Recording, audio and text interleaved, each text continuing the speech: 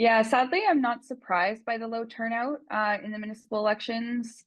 I would have hoped for higher, but I think the way that things were shaping up, the sort of nature of the campaign, the nature of our fractured information environment sort of leads people to pay a little bit more attention to other levels of government, whether that's federal, provincial, particularly with everything happening right now, sort of globally. So, I mean, when you have such low turnout, you effectively are operating governments in a what we like to call a democratic deficit. So a very small number of people are deciding who is representing the broader public.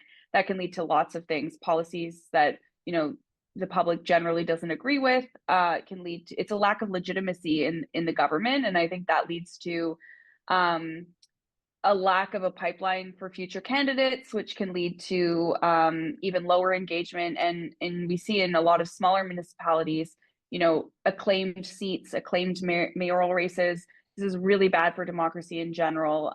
So we need to keep that ecosystem thriving in a number of ways. And one of them is to encourage people just to even participate in the election itself, never mind running as candidates and engaging in other ways. Apathy is boring. We work with young people, so we're really concerned about where young people are getting their information. More and more over the last few years, we've noticed that there are lots of people who don't even know an election is happening, never mind who the candidates are and what they stand for or don't stand for.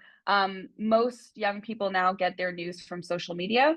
One of the major social media companies, Meta, which runs Instagram and Facebook, has removed news sources altogether. So the news that they're getting is highly based on the echo chamber, where their algorithm is directing them. And if they don't already have an interest in municipal politics or politics in general, it's highly likely that they're not getting any news about the election itself, whether that's like the fact of the election, that it's even happening, never mind who the candidates are or what's at stake in the election. But I think that like the people who do bear maybe some responsibility to go out and speak to the people around them, remind them there's an election, connect the things that they care about in their community to local politics. If you're someone who complains about orange cones, you should definitely be voting in a municipal election. If you're someone who cares about when your garbage is picked up, how often, the scheduling, the local infrastructure, your community center, all these things are managed by local government. And so many ways it's the government that's closest to us. And I think it's more a matter of the story we tell ourselves about the environment that we live in that separates us from that, because it's so in your face all the time. This is not like obscure trade policy. We're talking about a pothole on your street or the park in front of your house, or whether or not Mount Royal or Wellington avenues are closed in the summer. Like, these are very direct policy choices that you can affect by participating in local politics.